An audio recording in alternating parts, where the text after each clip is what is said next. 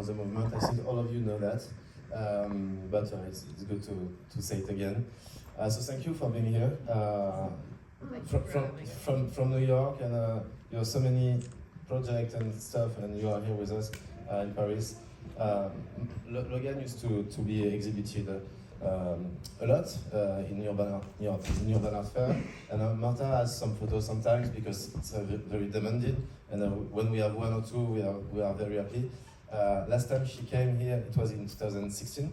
She did a nice presentation, very complete, about what she knows, urban art, and she's the one who captured what we know today. So it's more than important to listen to what they know, what they lived. There will be a movie which is an extraordinary movie called by Logan Hicks and Jordan Seller, right? It's called the Underbelly Project. It was in 2009 in New York. Abandoned metro station where 100 artists came in 1 year to paint very confidentially. It's the end of the day. But yeah, it's an amazing movie that makes you see art and urban art in a different way. Maybe in the only way you can also see it. And but before that, they will do a little introduction to themselves, maybe to their art, to whatever you want actually. And feel like home, and thank you for being here.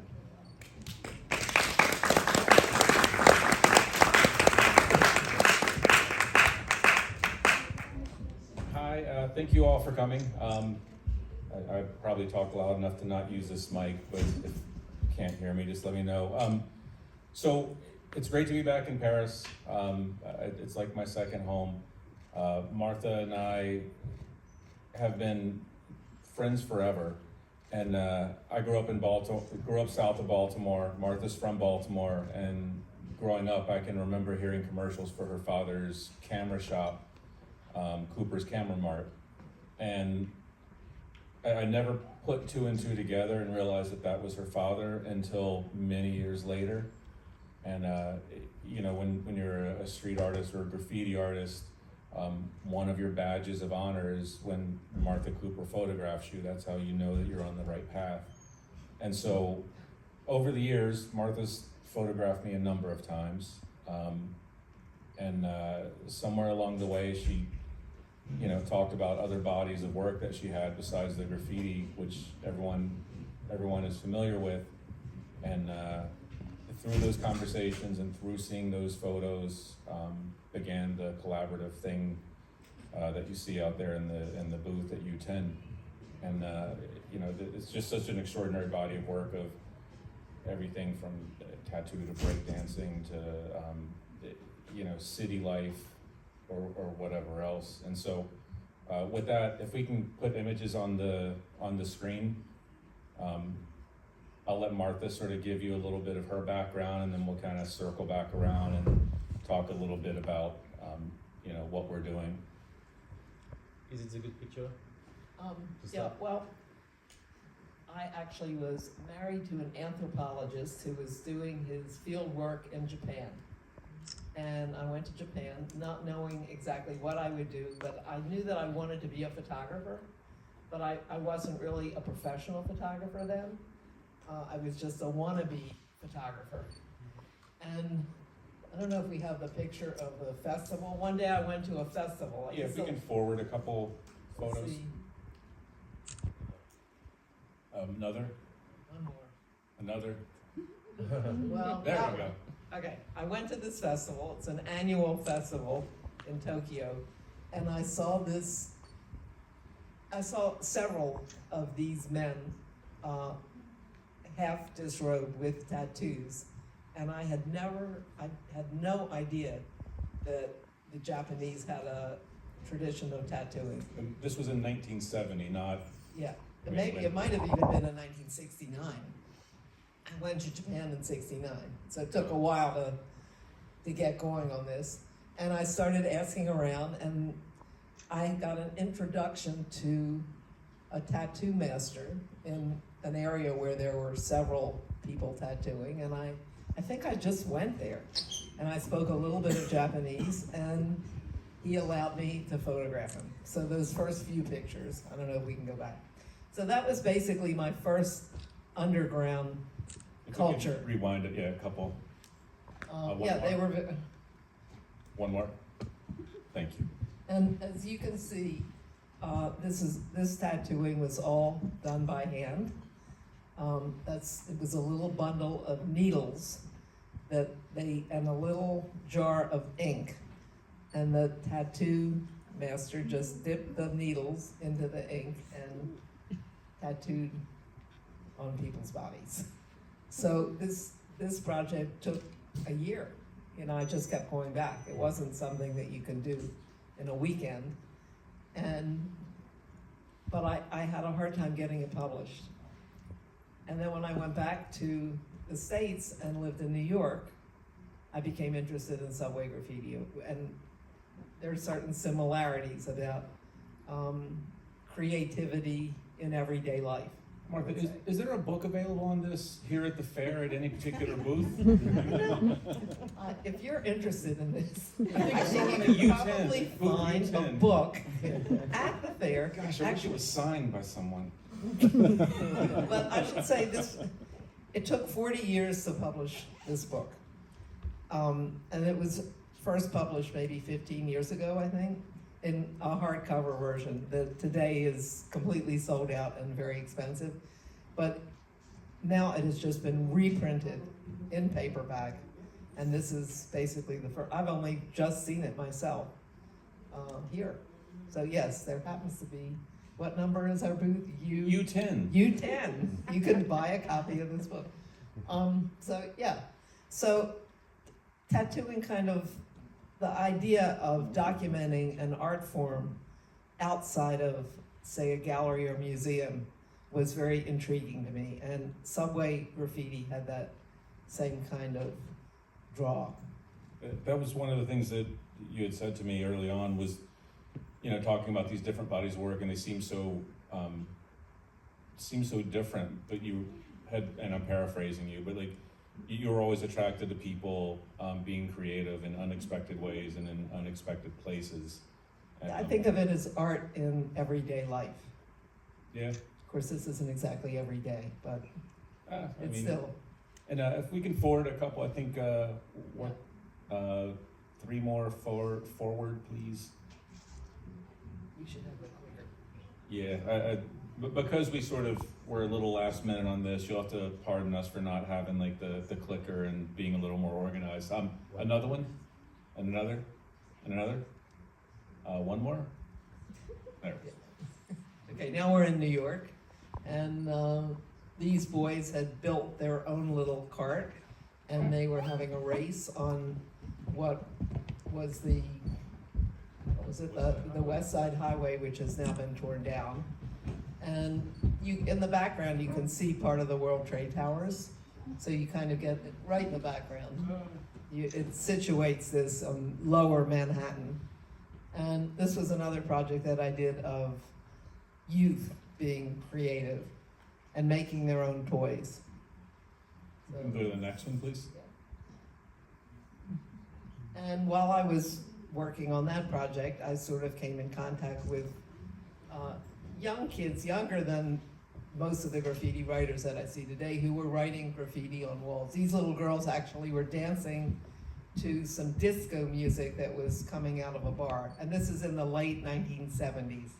You can go to the next. Yep. And this boy had a pigeon coop on his roof, and he was a young graffiti writer, and he showed me his book, which I don't think we have a picture of here, and he told me that he could introduce me to a king, and the king turned out to be Dandi. So this is E3, a young graffiti writer who introduced me to Dandi, and that was the beginning of my. And I think we have another picture on the next slide. Yeah, Him that's as well. him with his pigeon, but he also drew graffiti, and Next slide. okay, so I began going up to the Bronx so that I could look at trains when they ran above ground, And this is sort of an example of what the South Bronx looked like in the early 1980s, really, where there were just fires.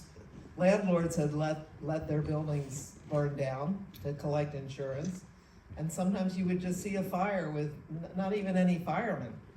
So that's. Next one, please.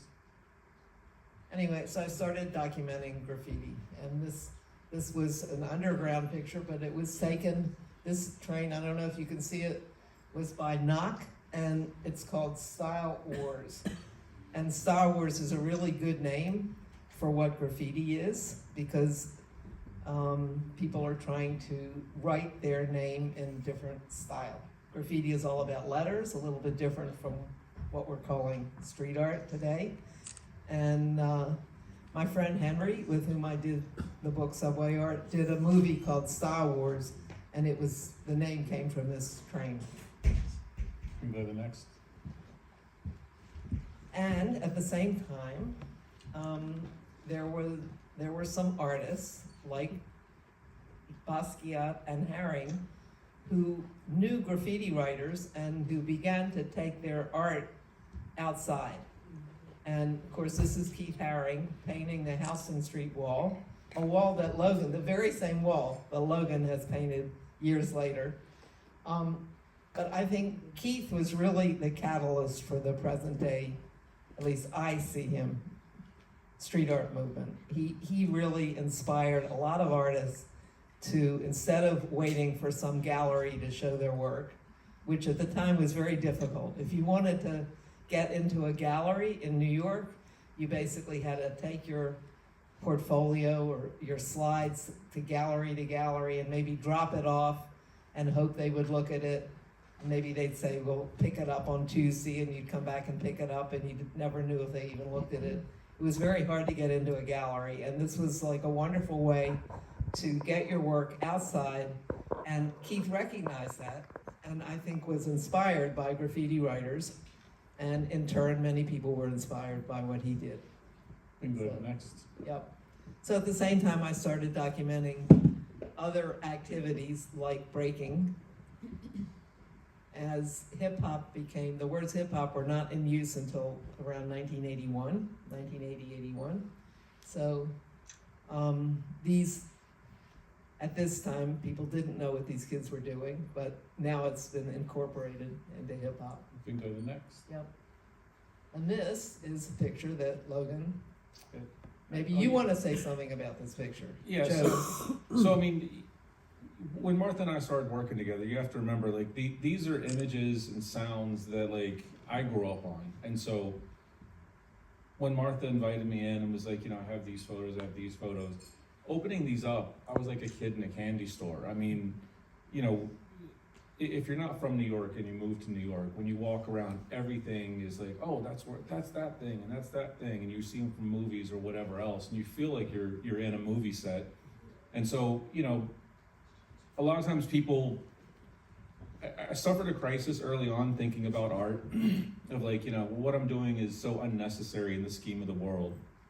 And one of the things that I remembered was, I remember going to the movies and seeing Breaking and Electric Boogaloo, which were two movies that came out about breakdancing. And I remember being so inspired that I went home and started teaching myself how to breakdance, but I have zero rhythm. And in hindsight, I realized though that what it was is I saw a piece of art, the movie, that it moved me so much that it physically changed what I was doing. Like, it actually made me go out and try to break dance. And so seeing these sort of captures that spirit. It takes you there, it transports you to a different place. It makes you feel a way that you don't feel normally. And it's just why the photos that exist are so important to documenting the time and the place and the feel of an era.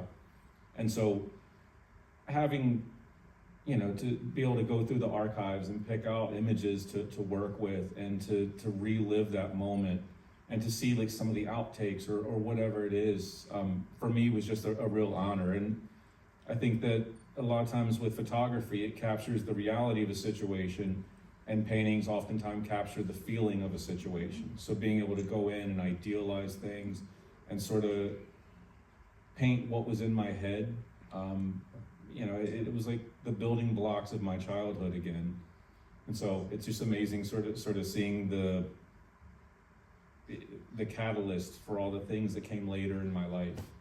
If we can go to the next one. Oh, I just and want to say one thing about this, which is this is the first public performance ever in the world of breakdancing in 1981. And as everybody in France knows, it was an Olympic sport. It went from this, it literally went from this to being in the Olympics, which that has been an amazing thing for me to watch. And I mean, as proof that it's more relevant than ever. So I use this as the source image for one of the paintings that I did, which you can see in our booth. And you know, I posted it online, and someone's like, "Oh, I just saw that documentary." I was like, "What do you mean?" It's like, "Oh, a documentary just came out about the Dynamic Breakers and Rocksteady crew battling in front of Lincoln Center." So I mean, even now, years later, there's a documentary just coming out, which I haven't seen it yet. I haven't seen it. So I'm dying to see it though, because I know that somewhere in that massive crowd, there's a Martha Cooper with the camera at her face, like, you know, documenting this very, very image here. But if we can go to the next one. Yeah, so I started going up to the Bronx and I always took pictures standing in a vacant lot away so that I could see the entire train coming. If you know subway art, you know that Henry took pictures on the platform. So our pictures are very different and they worked well together in the book. And I mean, this is an example of what the Bronx looked like with just block after block after block of abandoned buildings. Which you wouldn't even be able to capture half of the photos now because everything's so built up. There's not a lot of empty vacant Right, lots I've to gone shoot back from. trying to get the same angle, and you can't get it anymore because of the buildings, Wow. the new buildings. We can go to the next one. And this is Futurist train. I'm wearing a Futura t-shirt. And what's interesting about this train is that Futura calls it his break train. It actually says break on the train. And that is because he was breaking away from the tradition of writing letters or his name big on a train. And it's regarded as a transitional piece between like graffiti and contemporary art. And he's been very influential in getting graffiti-based pieces, not actual. I would say museums are not ready to embrace letter graffiti yet, but they are looking at works that are related to graffiti, spray painted works. So I think this is the best last photo. If you can just click to see. Yep. So obviously this is such a small little window into Did you Mark. put any of your pictures up there? I did not because Why not? I'm an idiot. Because I figured I would talk about stuff instead, and you can go to the booth. And Well, see you it. have to go to the booth and see what Logan has done with these pictures. So, you know, obviously it's a very small window into Martha's body of work, and so diving into that was excellent, and I hope that you all enjoy the final result. I have a question. To the fiance in the middle. So, what did you do with the source material of Martha's photos to create paintings? So with Martha's photos, obviously when you're photographing reality, you don't have the luxury of composing a scene exactly like you like it. So for me, I was able to go in and, you know, like either remove little things or straighten out perspectives or idealize it in a way that kind of presents it in a grand way.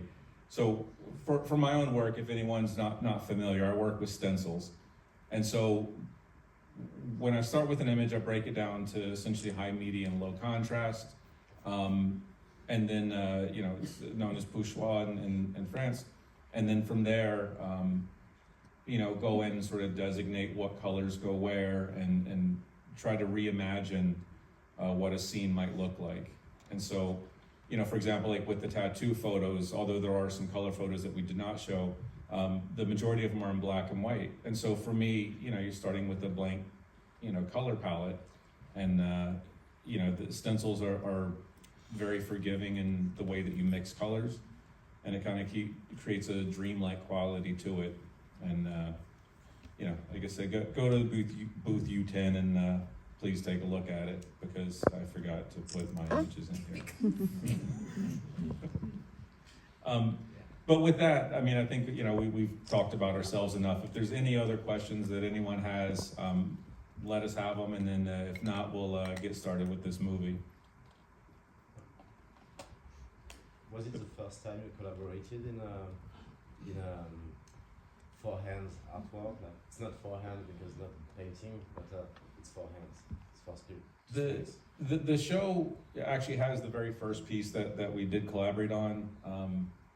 Because I think we just kind of wanted to see how it went. You don't want to dive in and be like, let's do a 2-person show, even though we've never tried anything. And I was pretty happy with the first result. I think Martha was too. And we just decided to see where this road takes us. And I mean, who knows, after this, we may even continue and do other shows and travel it or something like that. And did you make your technique evolve a little bit to match where you wanted to go interpreting Martha pictures? Well, that was one thing that I liked about the collaboration, because it pushes you in a direction that you don't normally go. For me, I do a lot of architectural works, and so if you make a building red, no one's like, buildings aren't red. But on the other hand, if you paint, say like a Hispanic person green, then it's like, that didn't look right. And so even just trying to get the skin tones correct of all the different races that were represented, say like in that breakdancing one, that I had to go to a more realistic color palette. And for me, it was great, because sometimes with art, when you have no limits and no direction, you can create great things, but also you feel lost a little bit. And trying to do something that I knew would honor Martha's vision while also putting my voice into it, it was a challenge. I mean, not all the pieces made it onto the wall. There's some that just weren't successful, and but you learn with each one. I just want to say, Logan is also an excellent photographer, and he has made many pieces based on his own work. And during the pandemic, for example, he went out when I didn't even dare go out on the streets because I was sure I was going to get COVID. Logan was out there every other night taking pictures of empty New York streets and transforming them. And he's got a book out, which he didn't bring. No, I sold out of. Oh, he sold out of. Oh, well, yeah, tell them why it's not reprinted. Yeah, I don't know if you heard this, but the U.S. is going through a little something right now with tariffs. So trying to get stuff printed in China is exponentially more difficult. But anyway, so Logan has had a lot of experience transforming photos into stencils. And I urge you to look at his Instagram. And he also paints huge walls, big walls with stencils. Yeah, so like I said, Martha's shooting you is sort of a badge of honor. And over the years, I mean, Martha's photographed me painting the Bowery Wall, the world's largest stencil mural at 19,000 square feet in East Harlem, multiple times down in Miami, and where else? Baltimore, yeah, Kansas. yeah, all over. And I mean, Martha's no shrinking violet herself, so this will kind of lead us into the movie. So many years ago, before Martha and I were friends, I did this project, the Underbelly project. And at the time, Martha's such she made subway art, you can't, it's an iconic book. And so I was like, oh, there's no way like Martha'd be interested in my stupid project. And so I didn't ask her. And he didn't invite me. As I learned, to his project. You always ask Martha first. She can say no. You don't ever say no for her. And I've never forgotten, and it's one of the very few regrets that I have with the Underbelly project. But after we finished the Underbelly project, we did do one book, and I felt a little weird about taking the money from other people's art and putting it in my pocket. So what we did is we did a second Underbelly project, which we've never talked about and which is not in the movie, here in France. And in the second Underbelly project, we had Hal Nazem, Connor Harrington, Will Barris, Futura, She One, C215, Tristan Eaton, and Saber. And so our hope is that if we can find an audience for the first Underbelly project, and if we can find someone to buy the movie or to license it in whatever region, that it'll give us a platform to continue talking about it. But for the Paris Underbelly, we did invite Martha. But it still wasn't the first Underbelly, so there's only so much I can do. But, you know, with that said, I mean, if anyone has any comments, let us know. Martha, if you have anything else that you'd like to add. And otherwise, I'm happy to sit in the dark and watch the same movie as you. All right, then. Thank you. Thank you much for having us.